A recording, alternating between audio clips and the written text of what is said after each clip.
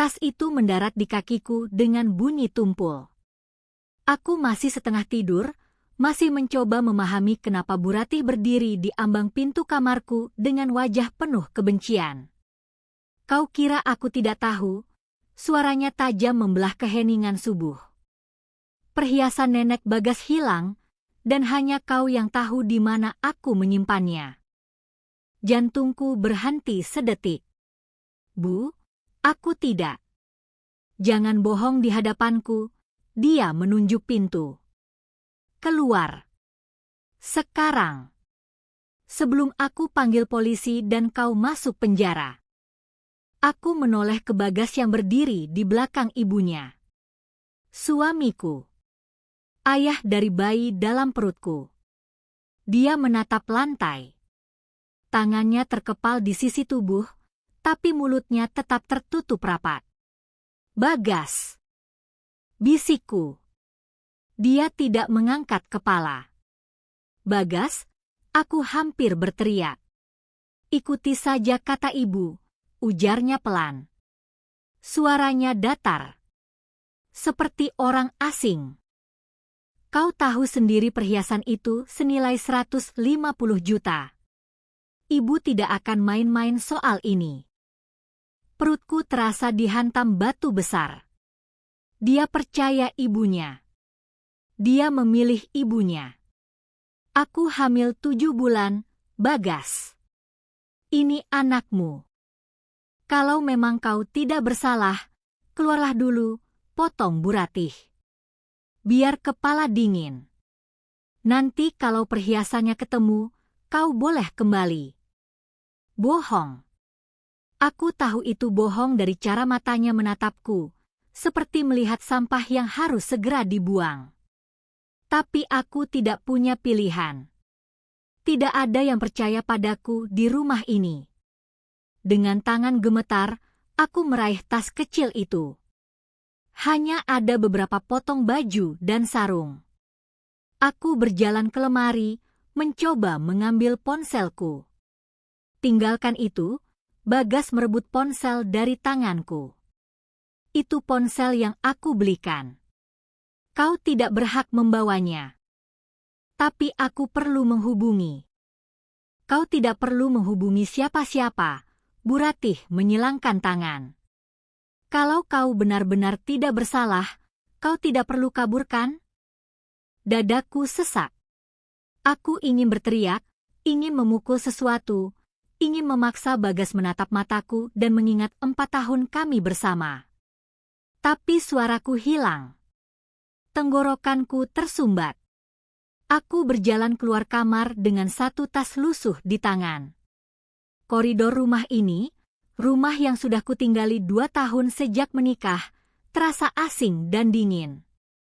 Lukisan di dinding, lampu kristal di langit-langit, semuanya seakan mengejekku.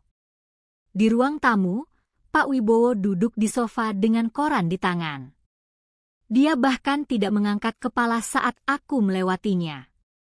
Pak, aku mencoba. Pergilah, ucapnya tanpa melihatku. Jangan buat masalah lebih besar. Mereka semua sudah memutuskan. Aku sudah divonis tanpa pengadilan. Pintu depan terbuka. Udara subuh menusuk kulitku. Jam di dinding menunjukkan pukul 4:20 menit. Jalanan masih gelap. Lampu taman rumah mewah ini menyorot wajahku seperti sorotan interogasi. Kalau sampai jam 5 kau masih di sini, aku telepon polisi. Bu Ratih berdiri di ambang pintu dengan tangan di pinggang. Kau mengerti? Aku mengangguk. Kakiku melangkah keluar pagar. Satpam yang biasa menyapaku ramah kini hanya menatap kosong. Pagar besi besar itu tertutup di belakangku dengan bunyi klik yang final. Dan aku sendirian. Hamil 7 bulan. Tanpa ponsel. Tanpa uang sepeser pun. Di jalanan Jakarta yang masih sepi dan gelap. Aku mulai berjalan. Tidak tahu harus kemana. Kaki-kakiku berat. Perutku kencang. Bayi di dalamnya menendang, seakan bertanya kenapa tiba-tiba dunia di luar terasa begitu dingin. Lampu jalan berkedip redup. Ada 1-2 motor lewat. Tidak ada yang peduli pada perempuan hamil yang berjalan sendirian dengan tas lusuh. Aku mencoba mengingat alamat adikku, Kinara. Tapi dia tinggal di Tangerang, terlalu jauh untuk ditempuh jalan kaki. Aku tidak punya ongkos. Aku tidak bisa minta tolong siapapun. Lintang, sahabatku, nomor teleponnya hafal di kepala, tapi tanpa ponsel, itu hanya angka-angka yang tidak berguna. Kakiku terus melangkah. Aku tidak menangis. Entah kenapa air mataku tidak keluar. Mungkin shock terlalu dalam. Mungkin tubuhku terlalu lelah untuk memproduksi air mata. Yang aku rasakan hanya kosong. Kosong dan dingin.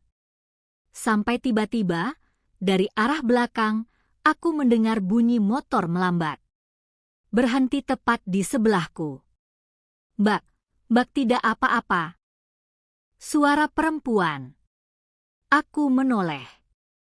Seorang wanita paruh baya dengan jilbab lusuh menatapku dari atas motornya. Matanya khawatir. Kenapa jalan sendirian subuh-subuh begini? Mbah habis dari rumah sakit. Aku membuka mulut. Tidak ada suara yang keluar. Dan tiba-tiba, seperti bendungan yang jebol, air mataku mengalir deras. Warung 24 jam itu menyala terang di ujung jalan. Aku masuk dengan napas tersengal, kaki hampir tidak kuat menopang tubuh.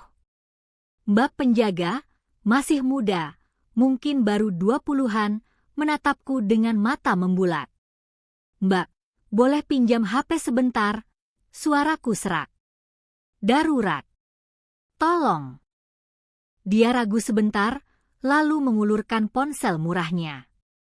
Tanganku gemetar saat mengetik nomor Kinara. Nada tunggu terasa seperti ribuan tahun. 1, 2, 3 kali. Tidak diangkat. Aku coba lagi. Sama. Pesan suara aktif. Hai, ini Kinara. Lagi sibuk?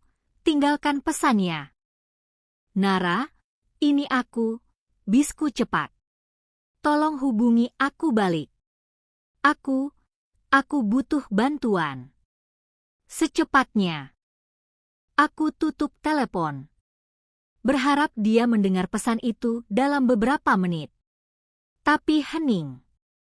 Ponsel di tanganku tidak bergetar. Tidak ada panggilan masuk. Mbak penjaga mengambil ponselnya kembali, wajahnya penuh tanda tanya yang tidak berani dia ucapkan. Sekali lagi boleh, pintaku. Cuma 1 nomor lagi. Dia mengangguk pelan. Nomor lintang masih hafal di kepalaku. Sahabatku sejak SMA. Orang yang selalu ada saat aku butuh. Jari-jariku menekan angka dengan harapan menipis. Nomor yang Anda tuju tidak aktif. Dadaku seperti ditusuk. Lintang pindah ke Bali 6 bulan lalu. Aku ingat dia bilang mau ganti nomor, tapi aku sibuk dengan kehamilanku dan lupa minta nomor barunya. Sudah, Mbak? Tanya Mbak penjaga hati-hati. Aku mengangguk. Ponsel itu kembali ke tangannya. Dan aku kembali sendirian. Tidak ada siapa-siapa di dunia ini yang bisa kuhubungi. Aku keluar warung dengan langkah limbung. Badan terasa ringan, kepala pusing. Kapan terakhir aku makan? Kemarin siang. Perutku kosong. Bayi di dalam sana menendang keras, seperti protes. Kaki-kakiku membawaku ke empran toko sebelah warung. Aku duduk di sana, memeluk tas kecilku. Langit mulai mencerah. Subuh sudah lewat. Suara adzan berkumandang dari masjid tak jauh dari sini. Mbak. Aku mengangkat kepala. Seorang wanita tua berdiri di hadapanku. Kulitnya keriput, rambutnya memutih, tapi matanya hangat. Dia membawa kantong plastik berisi sayuran. Mbak dari tadi nangis di sini, katanya pelan. Tidak apa-apa. Aku menggeleng. Tidak bisa bicara. Tenggorokanku tersumbat lagi. Sudah sarapan belum? Aku menggeleng lagi. Wanita itu, nanti aku tahu namanya Embok Warsih, jongkok di sampingku. Dia merogoh kantong plastiknya, mengeluarkan bungkusan nasi. Ini untuk Mbak. Makan dulu.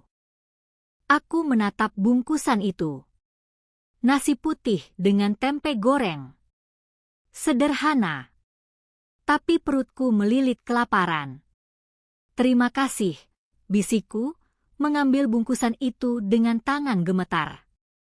Embok Warsih duduk di sebelahku, membiarkan aku makan dalam diam. Dia tidak bertanya apa-apa. Hanya duduk di sana, menemani.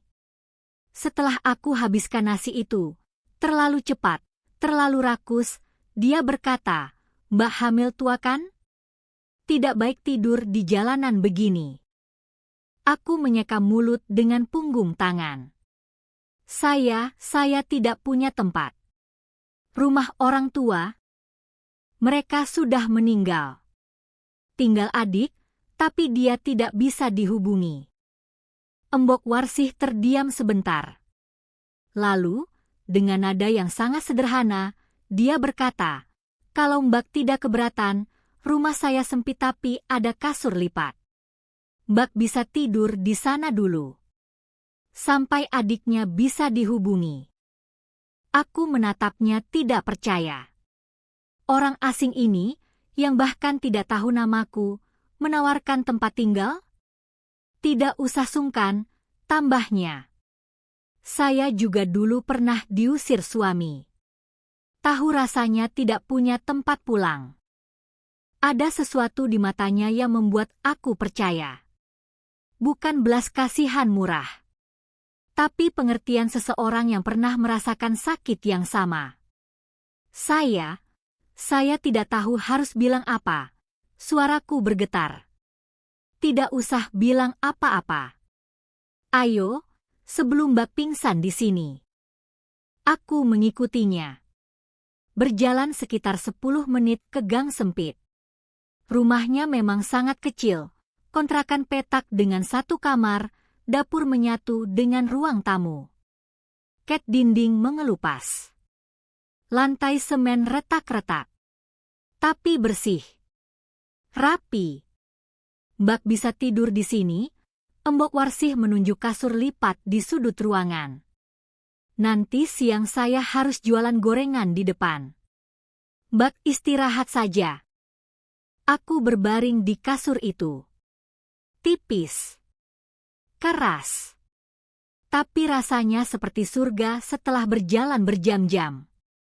Terima kasih, Embok, bisikku sebelum mataku tertutup. Sama-sama, Nak. Aku terbangun sore hari dengan bau minyak goreng memenuhi ruangan. Embok Warsih sedang menggoreng pisang di kompor minyak tanah. Aku bangkit, kepala masih pusing tapi sedikit lebih baik. Mbak sudah bangun? Alhamdulillah, dia tersenyum. Tadi saya khawatir Mbak kenapa-kenapa. Maaf merepotkan, Embok. Tidak apa. Mbak mau bantu-bantu juga boleh, biar tidak bosan. Aku melirik tumpukan pisang yang belum digoreng. Banyak. Embok jualan sendirian? Iya. Sudah biasa. Tanpa berpikir panjang, aku berdiri. Saya bantu, Embok. Dia menatapku ragu. Mbak yakin? Hamilnya sudah besar. Saya kuat. Dan aku mulai membantu. Mengupas pisang. melumurinya tepung, menyusunnya di nampan. Pekerjaan sederhana. Tapi untuk pertama kalinya sejak diusir, tanganku punya kesibukan. Pikiranku tidak melayang ke Bagas. Tidak membayangkan wajah Bu Ratih yang penuh kebencian. Aku hanya fokus pada pisang di tanganku. Malam itu, setelah Embok Warsih pulang dari berjualan dengan hasil pas-pasan, kami makan nasi dengan lauk seadanya. Dia tidak menanyakan apa-apa tentang kehidupanku. Dan aku berterima kasih untuk itu. Tapi saat berbaring di kasur lipat itu, dalam kegelapan rumah kontrakan sempit, aku merasakan sesuatu yang aneh. Malu. Malu yang membakar. Sebulan lalu aku masih tidur di kasur king size dengan spray sutra. Sekarang aku tidur di kasur tipis berbau apek, bergantung pada belas kasihan nenek penjual gorengan. Dan yang lebih menyakitkan, aku tidak bisa marah pada siapapun selain diriku sendiri. Karena aku yang memilih Bagas. Aku yang percaya pada janji-janjinya. Aku yang bodoh. Tapi malam itu, bayi di perutku menendang pelan. Seperti mengingatkan, aku tidak sendirian. Belum sepenuhnya hancur. Belum. Minggu ketiga, perutku kencang sejak subuh. Bukan seperti tendangan biasa. Ini berbeda. Keras, menekan, datang berkali-kali dalam sejam. Aku mencoba bernapas pelan seperti yang kubaca di buku kehamilan dulu, tapi rasa sakitnya tidak reda.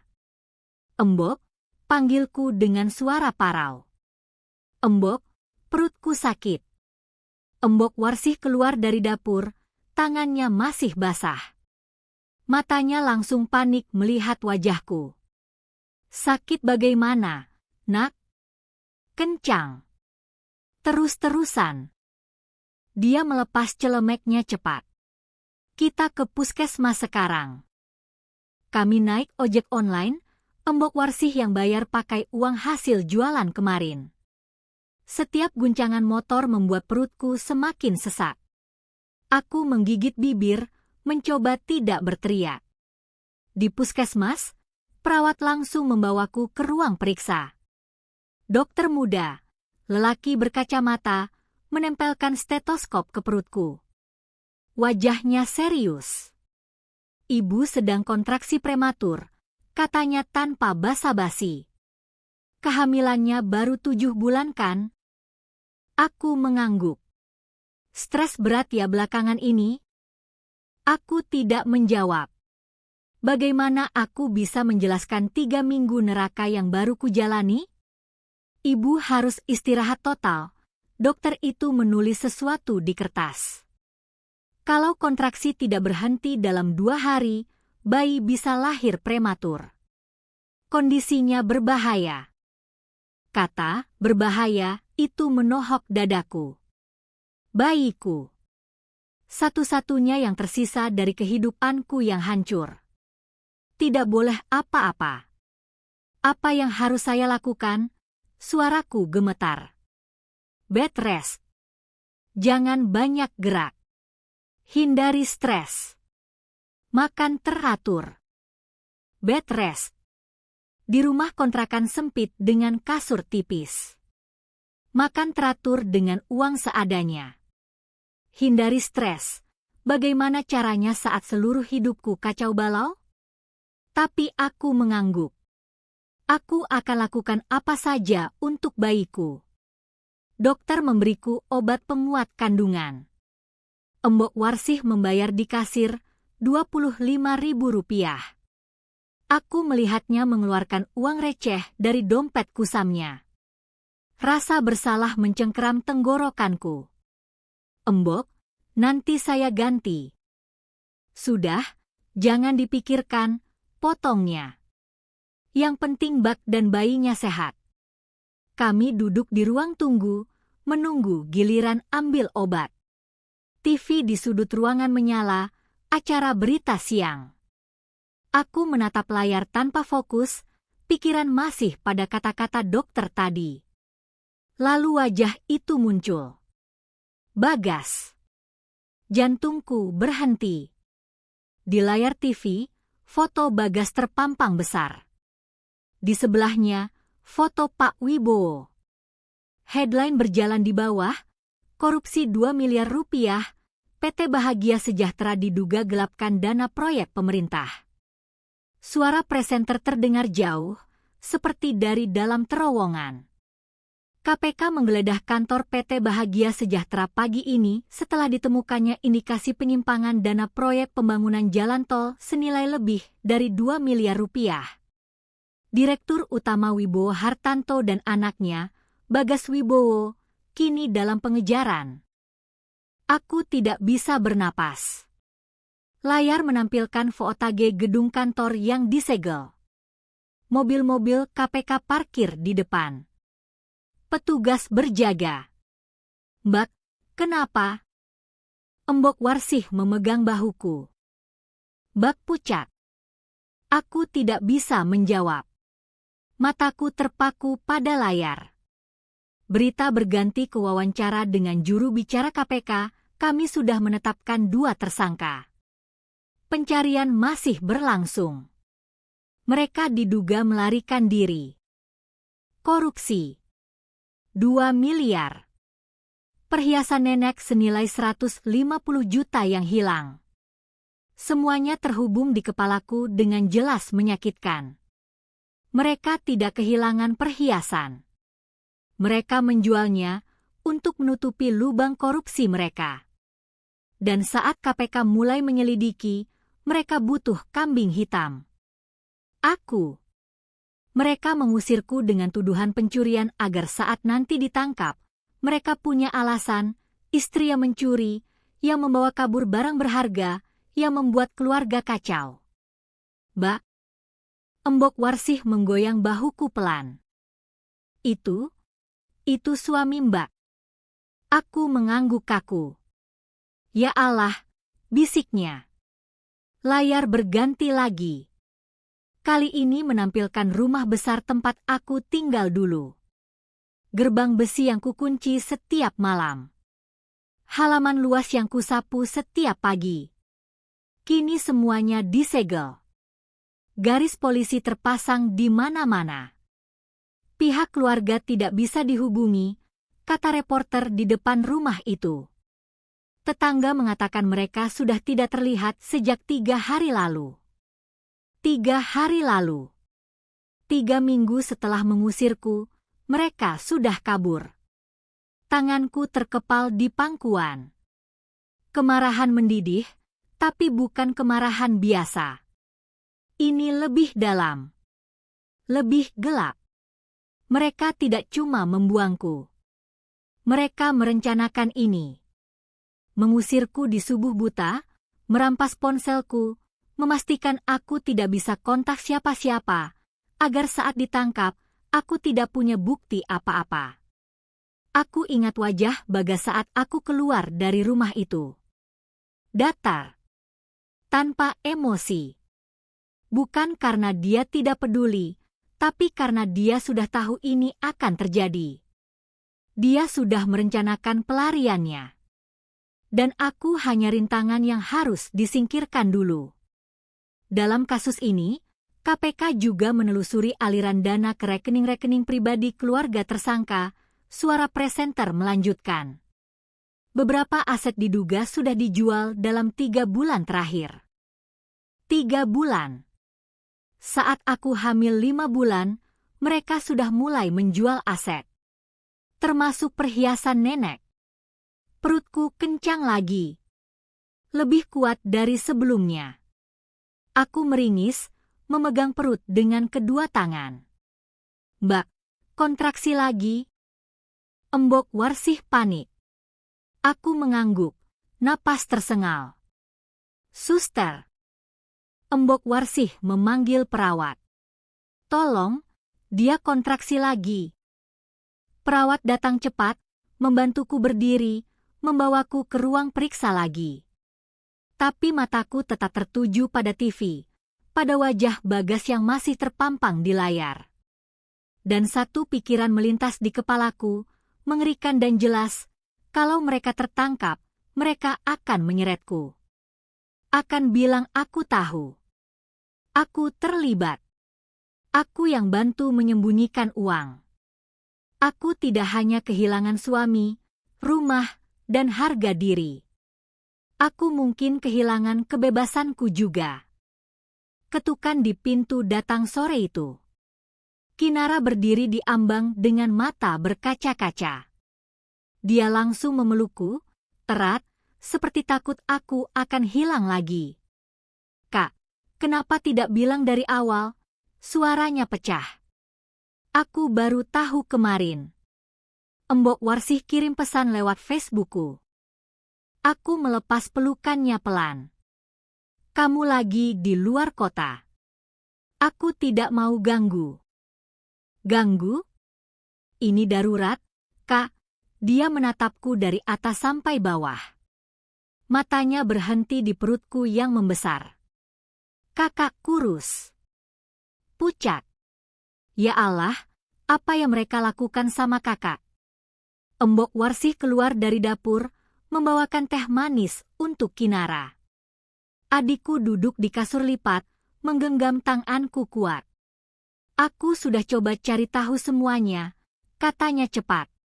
"Tentang Bagas, tentang keluarganya, tentang korupsi itu. Kak, ada yang harus kakak tahu." Dadaku sesak. Ada sesuatu di nada bicaranya yang membuat bulu kuduku berdiri. "Apa?" Kinara mengeluarkan ponselnya. Tangannya gemetar saat membuka aplikasi Instagram. Aku iseng stalking akun-akun yang di-follow sama teman kantor Bagas. Terus aku nemu ini. Dia menyodorkan ponsel ke hadapanku. Layarnya menampilkan foto pernikahan. Pengantin pria mengenakan jas putih. Pengantin wanita dalam kebaya Paes Agung warna emas. Latar dekorasi mewah, pelaminan Jawa klasik dengan bunga melati di mana-mana. Pengantinnya Bagas. Jantungku berhenti. Aku merebut ponsel itu, memperbesar foto. Wajahnya jelas. Senyumnya lebar. Tangan kanannya menggenggam tangan wanita di sebelahnya, cantik, kulit putih, rambut disanggul tinggi. "Ini kapan?" bisikku. Scroll ke bawah, Kak. "Lihat tanggalnya." Aku scroll. Caption tertulis, "The Wedding of Bagas and Dinda, 14 Mei 2023. Dunia berputar." Mei 2023. Setahun sebelum aku menikah dengan Bagas. Setahun sebelum dia berlutut di hadapanku dengan cincin murah, bilang dia mencintaiku, bilang dia mau menghabiskan hidup bersamaku. Ini pasti salah. Suaraku parau. Ini bukan dia. Cuma mirip. Kak, Kinara memegang bahuku. Aku sudah cek. Akun ini milik sepupunya Dinda. Private account, tapi aku minta teman yang kenal dia untuk kasih akses. Ini bukan foto lama. Ini betulan pernikahan Bagas setahun sebelum dia nikah sama kakak. Aku menggeleng. Tidak. Tidak mungkin.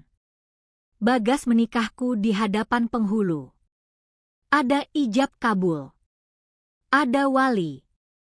Ada saksi. Dokumen nikah kita sah, Nara. Aku punya bukunya.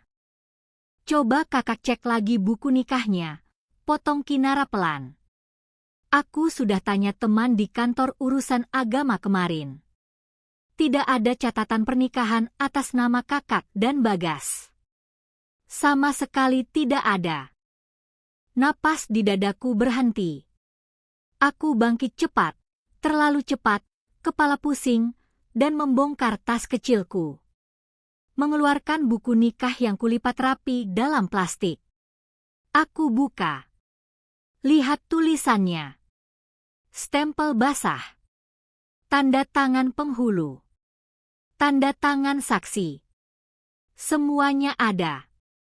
Ini asli, Nara. Lihat.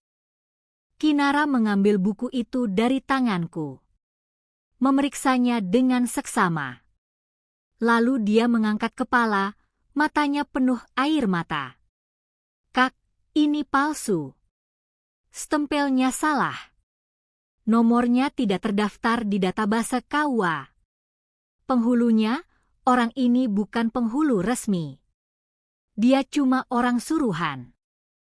Buku nikah itu jatuh dari tanganku, melayang ke lantai seperti daun kering. Tidak mungkin, bisikku. Pernikahan kami di rumahnya. Ada keluarganya. Ada teman-temannya. Semua aktor, Kak, suara Kinara pecah. Semua diatur. Kakak dijebak dari awal. Lutut-lututku lemas. Aku jatuh duduk di lantai. Embok Warsih langsung mendekat, membantuku bersandar ke dinding. Dinda Amelia itu putri dari Pak Surya Amelia, lanjut Kinara. Pemilik beberapa perusahaan konstruksi besar. Mitra bisnis utama PT Bahagia Sejahtera. Pernikahan mereka untuk memperkuat kerjasama bisnis. Kakak cuma simpanan. Istri palsu yang dibikin buat, entah apa. Mungkin pengalihan isu. Mungkin biar Bagas kelihatan normal di luar. Kata, simpanan, menohok perutku lebih sakit dari kontraksi kemarin. 4 tahun. 4 tahun aku hidup sebagai istrinya. Memasak untuknya. Menunggu dia pulang kerja. Hamil anaknya. Semuanya bohong. Anak ini. Aku menyentuh perutku. Anak ini tidak punya ayah. Kinara menangis. Di mata hukum, tidak. Bagas tidak akan akui. Dia sudah punya istri sah. Aku tertawa. Entah kenapa aku tertawa, suara keras yang asing di telingaku sendiri. Embok Warsih menatapku khawatir. Kak, jangan begini, Kinara menggenggam tanganku. 4 tahun, Nara, kataku di antara tawa yang berubah jadi isak tangis. 4 tahun aku tunggu dia pulang tiap malam. Aku masak makanan kesukaannya. Aku urus rumahnya. Aku bahkan tidak pernah curiga. Sama sekali tidak pernah. Karena Bagas pandai. Dia pulang setiap malam, mungkin setelah dari rumah istrinya yang asli. Dia memberi nafkah, mungkin sisa dari uang yang dia dapat dari mertuanya yang kaya. Dia tidur di sampingku, mungkin setelah tidur di samping Dinda. Dan aku wanita bodoh yang percaya setiap kata manisnya. Kakak masih bisa gugat dia, kata Kinara cepat. Pemalsuan dokumen, penipuan, penelantaran anak. Dengan bukti apa? Aku menyeka air mata kasar. Buku nikah palsu? Dia akan bilang aku yang tahu. Aku yang setuju. Aku yang mau jadi simpanannya. Kinara terdiam. Dia tahu aku benar. Lagi pula sekarang dia buronan, lanjutku pahit. Mau gugat dia gimana kalau orangnya kabur? Ruangan jadi hening. Hanya suara adzan maghrib dari luar yang memecah keheningan. Aku menatap buku nikah palsu di lantai. Kertas tipis itu, satu-satunya bukti yang kupikir mengikat aku dan Bagas, ternyata hanya sampah. Berarti selama ini. Suaraku serak. Selama ini aku cuma mainan. Boneka yang dipakai kalau dia bosan sama istri aslinya. Jangan bilang begitu, Kak. Terus aku harus bilang apa? Nara, aku menatapnya tajam. Aku dicintai? Aku dihargai? Sementara ada wanita lain yang sah jadi istrinya, yang tidur di ranjang yang sama, yang pegang kartu kreditnya, yang... Aku berhenti. Napas tersengal. Perutku kencang lagi. Kinara langsung panik. Kak, kontraksi. Aku mengangguk, menggigit bibir. Rasa sakitnya berbeda kali ini, lebih dalam, lebih menusuk. Seperti tubuhku ikut runtuh bersama hatiku. Embok, tolong ambilkan air. Kinara berteriak. Embok Warsih berlari ke dapur. Tapi aku tahu air tidak akan membantu. Obat tidak akan membantu. Yang runtuh bukan cuma kandunganku. Yang runtuh adalah seluruh identitasku sebagai istri, sebagai wanita yang dicintai, sebagai manusia yang punya harga diri. Dan tidak ada yang bisa memperbaikinya. Anindya lahir tengah malam dengan berat 1,8 kilogram. Terlalu kecil. Kulitnya transparan. Tangisannya lemah seperti anak kucing. Perawat langsung membawanya ke inkubator. Aku bahkan tidak sempat memeluknya. Bayinya harus dirawat intensif, kata dokter sambil menjahit luka persalinanku. Paru-parunya belum sempurna. Tapi dia pejuang. Pejuang. Anakku sudah harus berjuang sejak detik pertama hidupnya, karena ibunya terlalu bodoh memilih ayah yang salah. Kinara menangis di sampingku. Embok Warsih berdoa dengan tasbih di tangan. Aku hanya menatap langit-langit ruang bersalin yang retak, tubuh kosong, pikiran kosong. 2 hari setelah melahirkan, demamku naik. 39,5 derajat. Tubuhku menggigil hebat meski ruangan panas. Perawat cepat memberi infus antibiotik. Ada infeksi di rahim, jelas dokter pada Kinara. Harus dirawat. Kalau tidak ditangani, bisa sepsis. Aku dipindah ke ruang rawat inap kelas 3, 12 ranjang dalam satu ruangan, berbagi dengan ibu-ibu lain yang juga baru melahirkan.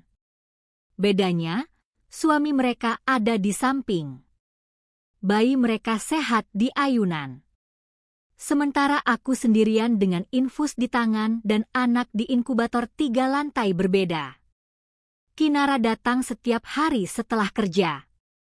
Membawakan bubur, membantu seka badan, mengurus administrasi rumah sakit yang biayanya terus membengkak. Dia tidak pernah komplain meski aku tahu gajinya habis untuk ini semua. Hari kelima, aku masih demam. Antibiotik tidak bekerja cukup cepat. Dokter mengganti dengan yang lebih kuat. Tubuhku bereaksi buruk, mual, pusing, tidak bisa makan apa-apa. ASIku tidak keluar. Payudaraku keras dan sakit, tapi tidak ada setetes pun. Perawat memberiku pompa ASI manual, tapi hasilnya nihil. Stres menghambat produksi ASI, kata bidan yang mengecekku. Ibu harus rileks. Rileks. Kata yang paling mustahil di situasiku. Malam ke-6, aku terbangun dengan tubuh basah kuyup. Bukan keringat. Air mata. Aku menangis dalam tidur tanpa sadar. Ibu di ranjang sebelah melirik dengan tatapan kasihan. Kinara datang pagi itu dengan wajah lelah.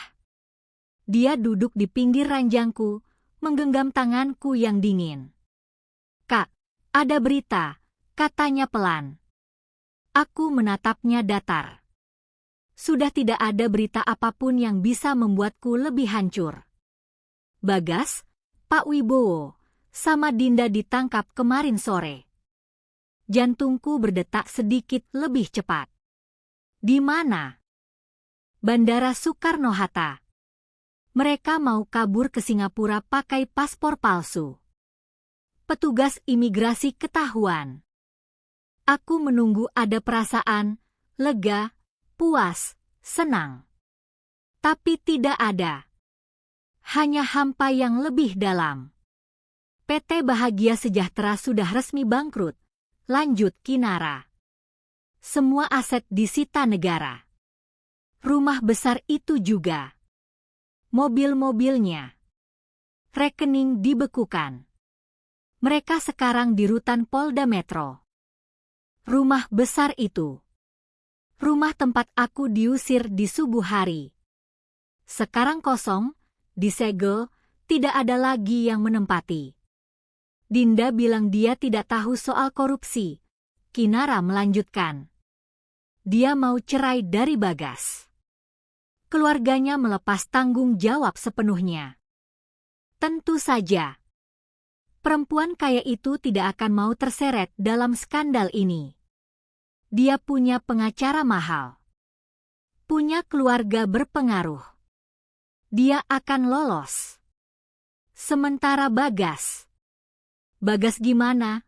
Tanyaku, suara serak. Kinara ragu sebentar. Dia nangis waktu ditangkap. Mintanya ditemuin kakak. Dadaku terasa ditusuk. Dia minta ditemui. Setelah semua yang dia lakukan, dia masih berani minta ditemui. Kakak tidak usah datang. Kinara cepat menambahkan. Dia tidak berhak. Aku tahu, potongku. Aku tidak akan datang. Dan itu keputusan paling mudah yang pernah kubuat. Kinara menghela napas lega. Bagus. Dia tidak layak ketemu Anindya. Tidak layak ketemu kakak. Kami diam sebentar. Suara monitor jantung pasien lain berbunyi monoton di latar belakang. Kak, Kinara meremas tanganku. Mereka hancur. Semua yang mereka punya hilang. Tapi kakak punya Anindya. Kakak masih hidup. Kakak menang. Menang. Kata itu terdengar asing. Aku berbaring di ranjang rumah sakit dengan infeksi rahim, tidak bisa menyusui anakku sendiri, tidak punya uang sepeser pun, hidup dari belas kasihan orang lain. Ini bukan kemenangan. Ini hanya bentuk kekalahan yang berbeda. Tapi Kinara benar soal satu hal, aku punya Anindya. Bayi kecil yang berjuang di inkubator 3 lantai di atas. Darah dagingku. Satu-satunya hal yang tersisa dari reruntuhan hidupku. Bagas tidak punya apa-apa lagi. Dinda meninggalkannya. Orang tuanya di penjara.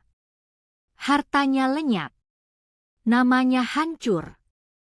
Apakah itu membuatku merasa lebih baik? Tidak. Tapi setidaknya, aku tidak sendirian dalam kehancuran ini. Sore itu, perawat membawa kabar, Anindya sudah bisa dilepas dari inkubator. Aku boleh melihatnya.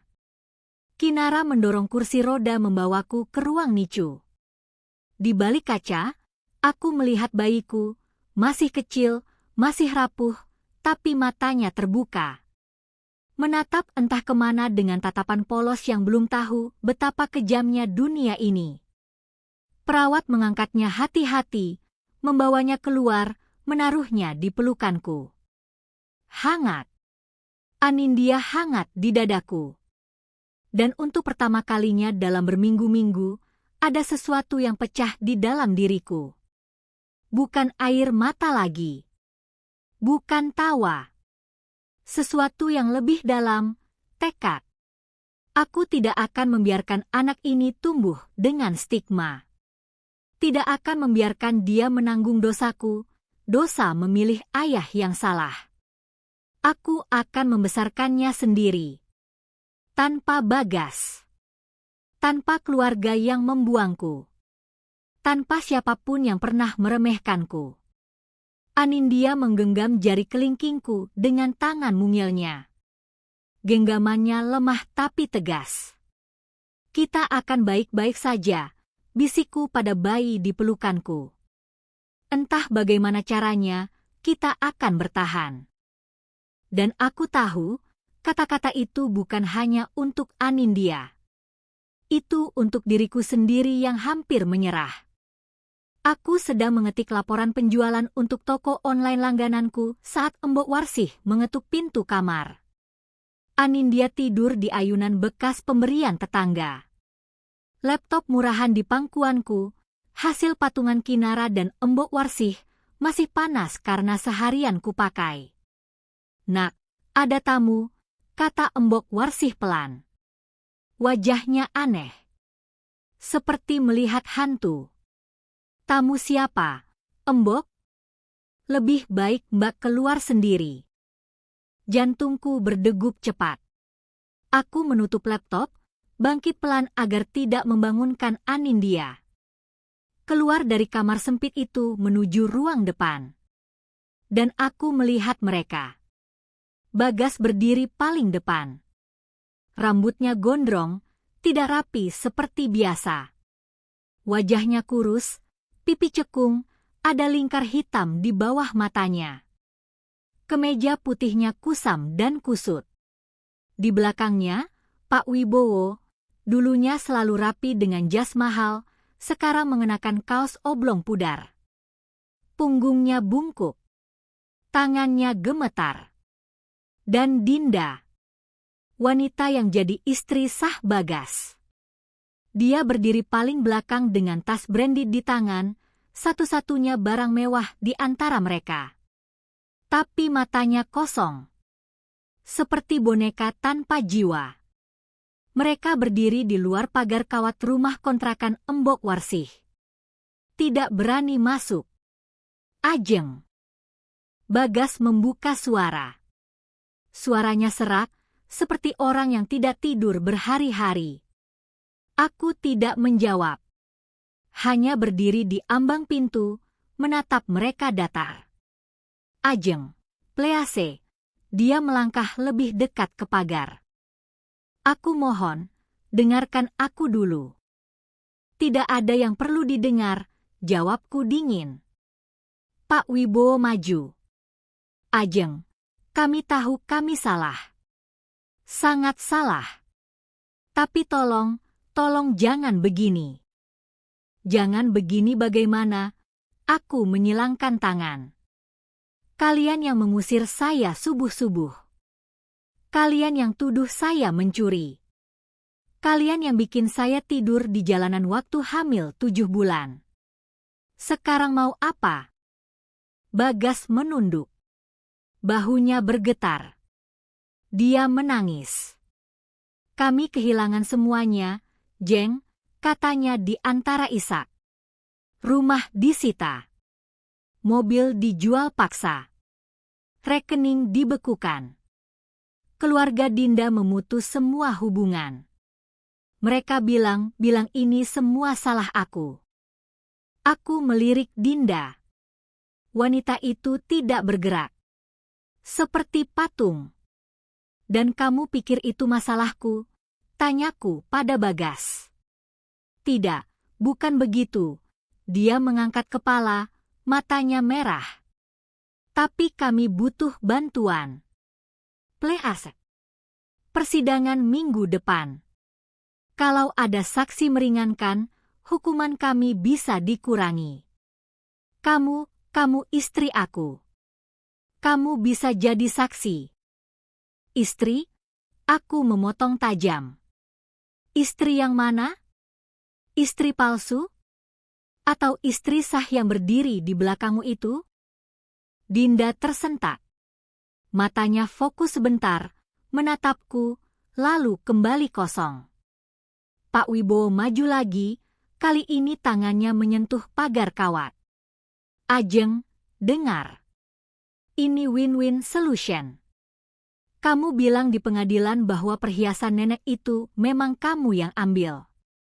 Untuk jaga-jaga kalau ada apa-apa. Kamu tidak tahu itu hasil korupsi. Kamu cuma istri baik yang mau bantu keluarga suami." Darahku mendidih. Jadi sekarang saya harus mengaku mencuri? Masuk penjara menggantikan kalian? Tidak akan sampai penjara, Pak Wibowo cepat menjawab. Pengacara sudah atur. Kamu cuma ditahan beberapa hari, maksimal seminggu. Terus dibebaskan karena tidak tahu apa-apa. Tapi kesaksianmu cukup buat kurangi hukuman kami. Tidak. Satu kata. Tegas. Final. Bagas menggenggam pagar kawat kuat. Ajeng.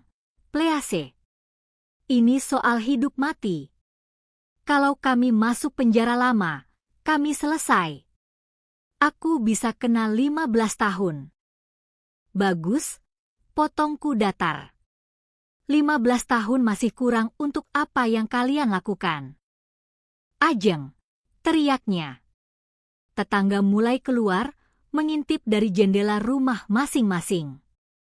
Kamu tidak punya hati apa? Aku ayah dari anakmu. Kata-kata itu membuatku tertawa. Tawa dingin yang membuat mereka bertiga tersentak. Ayah, aku melangkah lebih dekat ke pagar.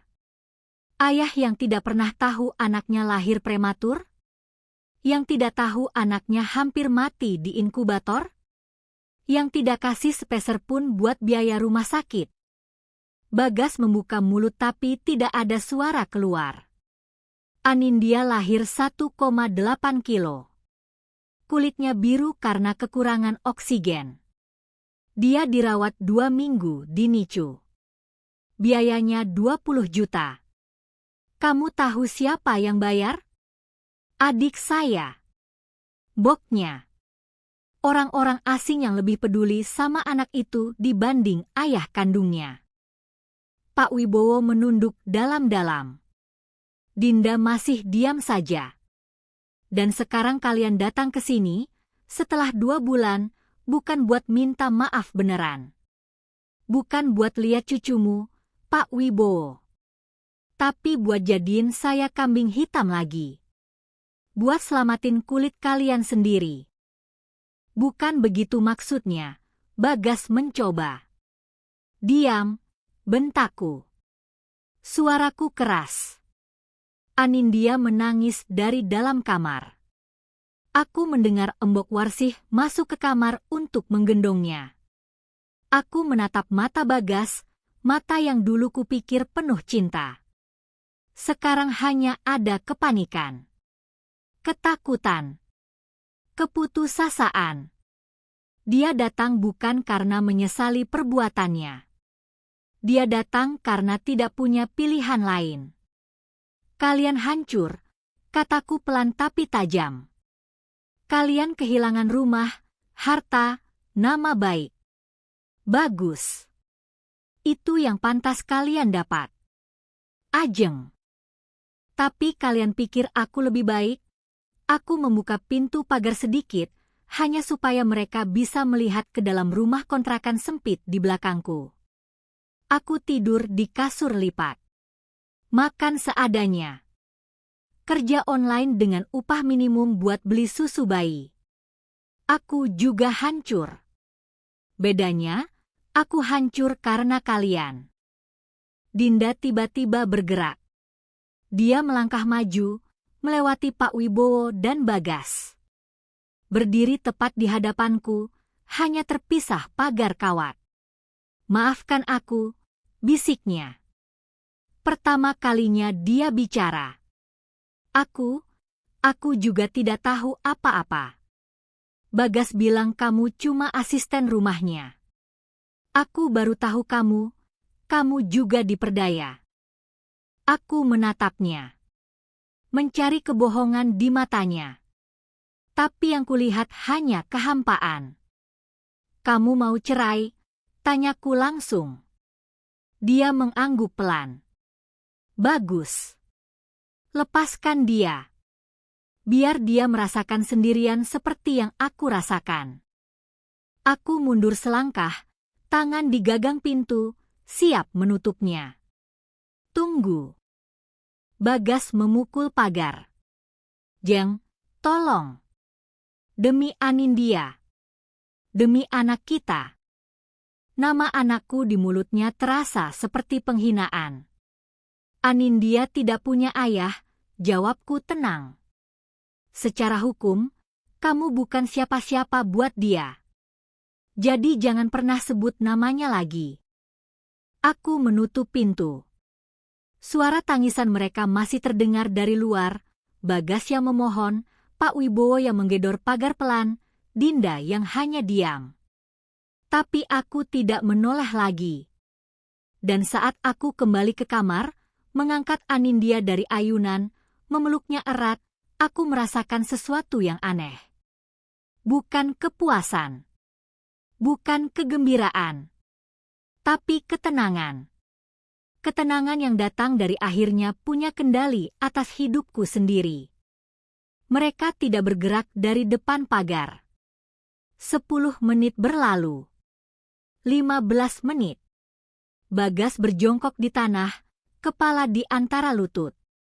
Pak Wibowo bersandar lemah di pagar kawat. Dinda menatap kosong ke arah rumah kontrakan. Anindya menangis lebih keras dari dalam kamar. Tangisannya memecah keheningan sore yang mulai gelap. Aku keluar lagi. Kali ini membawa Anindya di gendongan.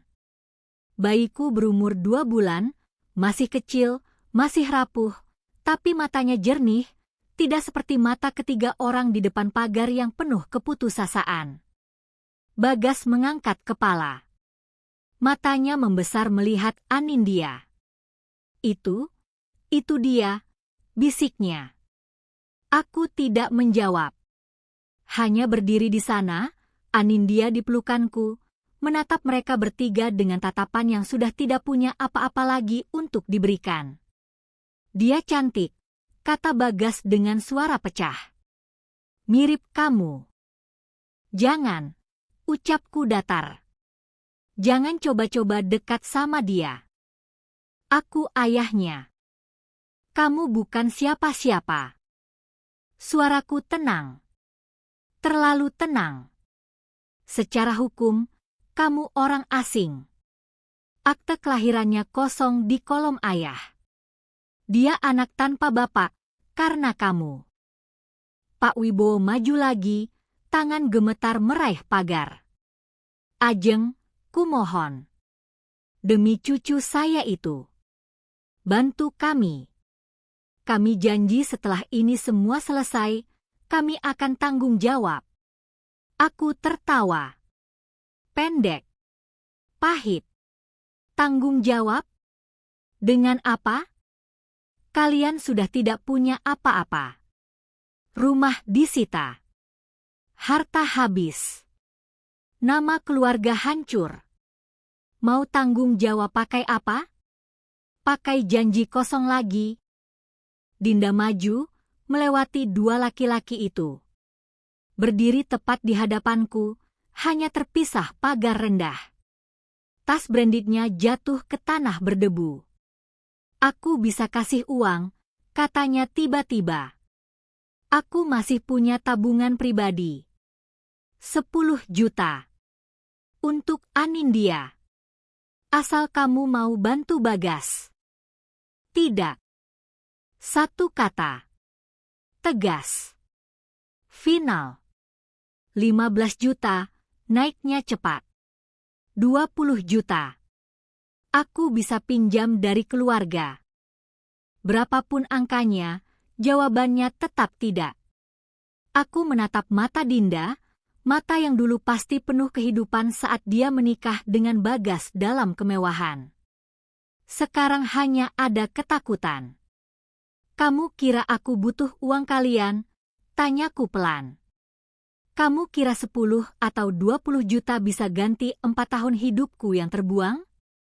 Bisa ganti malam-malam aku menangis di kasur tipis sambil pegang perut hamil, bingung besok makan apa? Bisa ganti rasa dikhianati sampai ke tulang sumsum. Dinda menggeleng pelan, air mata mulai jatuh. Aku tidak tahu apa yang harus kulakukan lagi, bisiknya. Keluargaku sudah lepas tangan. Pengacaraku mundur. Semua orang ninggalin aku. Bagas, dia bilang kamu satu-satunya harapan. Harapan. Aku mengulang kata itu pelan. Lucu. Dulu aku juga punya harapan. Harapan punya keluarga bahagia. Harapan suami yang setia. Harapan anak tumbuh dengan ayah yang bertanggung jawab. Kalian hancurkan semua itu. Bagas bangkit berdiri, wajahnya basah air mata. Aku tahu aku salah, Jeng. Aku tahu. Tapi tolong, jangan biarkan aku mati di penjara. Aku masih muda. Aku bisa berubah. Kamu tidak akan berubah, potongku. Orang seperti kamu tidak pernah berubah. Kamu cuma menyesal karena ketangkap. Bukan karena apa yang kamu lakukan ke aku. Keheningan turun. Hanya suara cicak di tembok dan napas Anindya yang mulai teratur di gendonganku. Aku menatap mereka bertiga, satu persatu. Bagas yang menangis tanpa harga diri. Pak Wibowo yang gemetar ketakutan. Dinda yang kehilangan segalanya. Dan aku merasakan sesuatu naik di dadaku. Bukan kemarahan. Bukan kebencian. Sesuatu yang lebih sederhana. Kebebasan. Perhiasan itu tidak pernah ada di tanganku, kataku dengan suara yang sangat tenang. Setiap kata diucapkan pelan dan jelas. Tapi kalian sudah membunuhku. Membunuh kepercayaanku. Membunuh harga diriku. Membunuh 4 tahun hidupku yang tidak akan pernah kembali. Bagas membuka mulut tapi aku angkat tangan, menghentikannya. Sekarang kalian yang mati. Mati secara hukum. Mati secara sosial. Dan itu bukan urusanku lagi. Aku mundur selangkah. Tangan meraih gagang pintu pagar. Ajeng, kumohon. Bagas berteriak, tangannya meraih pagar, menggenggamnya kuat sampai buku-buku jarinya memutih. Aku menutup pagar pelan. Klik kecil saat kunci mengait terdengar sangat jelas di keheningan itu. Ajeng. Jangan tinggalin kami. Pak Wibowo memukul-mukul pagar. Suaranya parau. Kami keluargamu. Anindya cucu kami. Tetangga mulai keluar. Ibu-ibu dengan anak di gendongan. Bapak-bapak yang baru pulang kerja. Mereka berdiri di depan rumah masing-masing, menatap pemandangan di depan rumah Embok Warsih. 3 orang hancur menangis di depan pagar. 1 wanita dengan bayi di gendongan berdiri di dalam, menatap mereka tanpa ekspresi. Mbak Ajeng, mereka keluarga Mbak, tanya Pak RT yang tinggal 3 rumah dari sini. Bukan, jawabku tanpa berpaling. Mereka orang asing. Aku berbalik, masuk ke dalam rumah kontrakan. Kaki melangkah melewati ruang sempit, masuk ke kamar yang lebih sempit lagi. Membaringkan Anindya di ayunan bekas, menyelimutinya dengan kain perca pemberian Embok Warsih. Di luar, suara tangisan masih terdengar. Bagas memanggil namaku berulang kali. Pak Wibowo memohon dengan suara yang semakin lemah. Dinda, aku tidak tahu apa yang dia lakukan. Mungkin hanya berdiri di sana, menyadari dia memilih pria yang salah, sama sepertiku. Tapi aku tidak keluar lagi. Embok Warsih masuk ke kamar, menutup pintu pelan. Nak, mereka masih di luar. Biarkan. Mau sampai kapan? Sampai mereka capek sendiri. Dan mereka memang capek. 1 jam kemudian, suara tangisan mulai mereda. 2 jam kemudian, hanya terdengar isak pelan. 3 jam kemudian, saat adzan maghrib berkumandang, hening total. Aku mengintip dari celah jendela. Pagar depan sudah kosong. mereka pergi. Entah kemana. Aku tidak peduli. Anindya terbangun, matanya menatapku dengan tatapan lapar. Aku mengangkatnya, memberinya susu formula dengan botol murah. Dia minum dengan rakus, tangan kecilnya menggenggam jariku.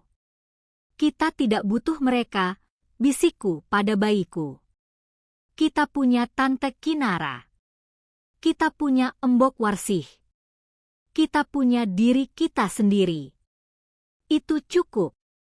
Anindya selesai minum. Aku sendawakan dia, menepuk punggungnya pelan sampai dia bersendawa kecil.